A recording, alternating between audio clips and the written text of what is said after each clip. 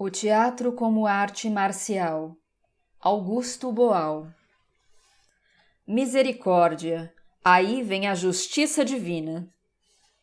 Por mais que veja com meus olhos que Veneza existe, por mais que a apalpe, não acredito. Ninguém vai me convencer de que alguns loucos, em séculos revolutos, construíram uma cidade em cima do mar, espetando estacas de madeira na camada pedregosa no fundo d'água, onde o oxigênio não chega. As estacas não apodrecem e repelem caranguejos e mariscos. Já não tenho idade para acreditar em milagres. Decreto: Veneza é ficção teatral. Revogam-se sentimentos contrários. Ninguém vai me convencer de que, em vez de ruas que, como está provado, são a melhor maneira de ligar a casa da vizinha com a minha, construíram canais. Se você vai a pé, se afoga. Ônibus, bicicleta, carona em carro do amigo, nem pensar. Tem que aprender a remar. Enfim, Veneza não é a única coisa maluca que os homens já construíram. O mundo está cheio de pirâmides, obeliscos, jardins suspensos e, até bem pouco, tinha até 2 incríveis edifícios de mais de 110 andares, umzinho bem ao lado do outro. Tinha sim, eu vi, juro, toquei com a mão, lá em Nova York. Não tem mais.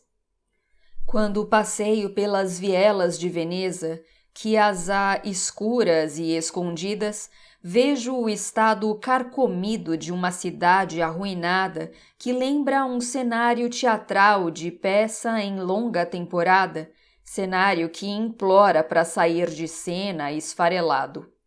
Veneza é teatro antigo. Lá existem todos os estilos teatrais, desde o sombrio gueto judaico, relembrando sofrimentos, ao Rio Alto iluminado, prometendo prazeres culinários, desde o mais cinzento naturalismo dos bairros afastados até as monumentais comédias musicais, em gôndolas coloridas no grande canal, cantando repertórios da minha infância. Barqueiros, garçons à beira-canal, lojistas mascarados e até bancários e estafetas parecem estar representando papéis bem decorados, atores mecanizados. Assim que baixar o pano sobre Veneza, guardam seus figurinos, vestem-se como gente normal e vão todos para casa ou para o bar da esquina. Um copo de vinho branco nunca é demais. A população veneziana, com medo de afundar, muda-se para a terra firme, para a mestre continental. Veneza tem hoje metade da população que tinha 20 anos atrás. Metade desta metade vem à cidade só para atender turistas que por lá pululam, tirando fotos até dos atarefados ratos nos bueiros, antes que a cidade acabe, antes que a peça saia de cartaz. A estrela do espetáculo é a Praça de São Marcos, que, conforme a hora do dia, cobre-se de pombos ou de água do mar. Eles descem do telhado do Palácio dos Doges, e ela sobe pelos canos do esgoto pluvial. Eles entretêm turistas, cacos de milho nas mãos. Ela vai à missa, alagando a catedral. Em algumas áreas é impossível não se sentir em casa. Nesse seco aspecto, Veneza é encantadoramente parecida com o Brasil, onde monumentos históricos despencam na frente do nosso nariz e a gente nem olha, a menos que nos caia uma telha na testa. Não foi na imponente São Marcos, mas em uma igreja pobre e modesta, estreita nave, poucas velas, com uma sala de exposições atrás do altar, que travei um dos diálogos mais teatrais e metafísicos da minha vida. Entrei para ver o quadro de Tiziano, no qual, pela primeira vez, o pintor pintou a Virgem Maria fora do centro da tela, onde preferiu colocar uma janela e um raio de sol iluminando a Mãe de Deus. Inclinada à direita deste raio, desenxabida com a desconsideração. À esquerda, São Pedro piedoso mira 4 homens com as caras dos 4 mecenas de Tiziano, ou, se quiserem, dos seus patrocinadores. O quadro foi pintado bem antes das atuais leis brasileiras de incentivo à cultura. Se fosse hoje aqui no Brasil, Maria nem sequer teria entrado no quadro. Seria doce lembrança materna.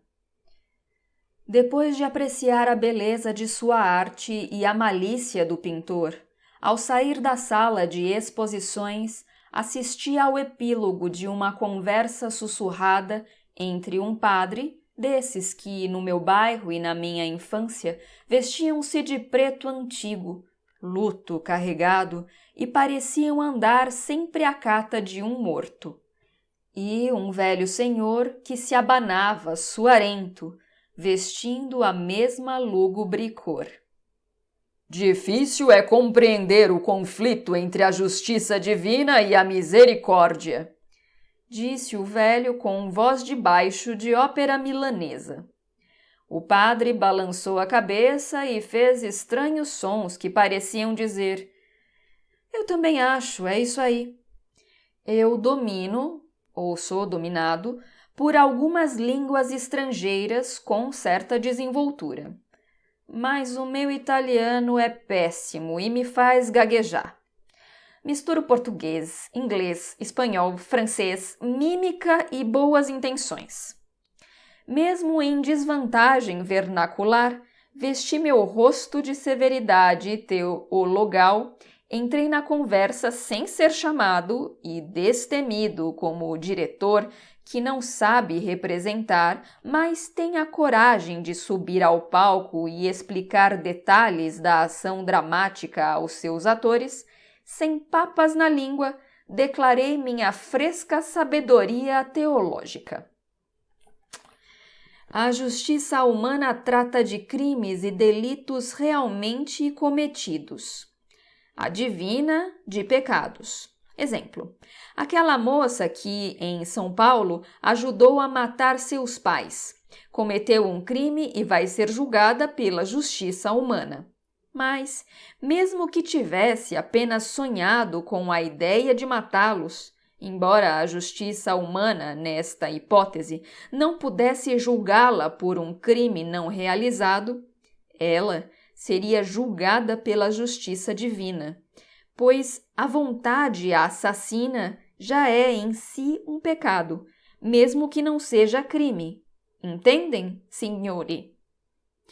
Os 2 velhinhos, amedrontados, me olharam com cara de quem achava melhor não discutir comigo. Por precaução, eu não esperava a melhor oportunidade para continuar minha incendiada arenga religiosa panfletária. Agora vejam bem. A justiça divina julga o pecador que pode ser condenado até por pecados em gestação, o que já é pecado, mesmo embrionário, mesmo se ainda não foi cometido. A misericórdia divina, no entanto, amite, refere-se ao pecador e à sua relação, passada, presente e futura, com o pecado, e não se restringe ao ato pecaminoso. Por sua abrangência, a misericórdia divina pode condenar o pecador e absolver o pecador. Capite? Na minha exegese para uso interno, a justiça humana e a divina julgam o fato acontecido. A misericórdia exercida por Deus, como convém à divindade, não tem nada disso, é outra coisa. Sendo eterno para Deus, não existe passado, presente e futuro em cronológica dependência. Com sua misericórdia, Deus pode absolver o pecador, levando em conta a seu favor aquilo que ele ainda não fez, mas fará, o que para Deus é o já feito, potente e ato. Para ele são a mesma coisa. No julgamento misericordioso, o futuro conta como já passado. O futuro se conjuga no pretérito perfeito. O por fazer é o já feito. Olhando os idosos olhares que me olhavam perplexos, tranquilizei o pânico que em seus olhos cresciam a olhos vistos. Sou homem de teatro e conheço o valor dos monólogos e solilóquios para certas ocasiões. Continuei impávido. Vocês me entenderam, meus velhinhos queridos.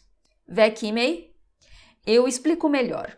Se fosse julgado pelos crimes cometidos contra as populações carentes, contra os brasileiros famintos, o Brasil já estaria condenado às labaredas eternas de todos os infernos siderais, tanto pela justiça humana como pela justiça divina.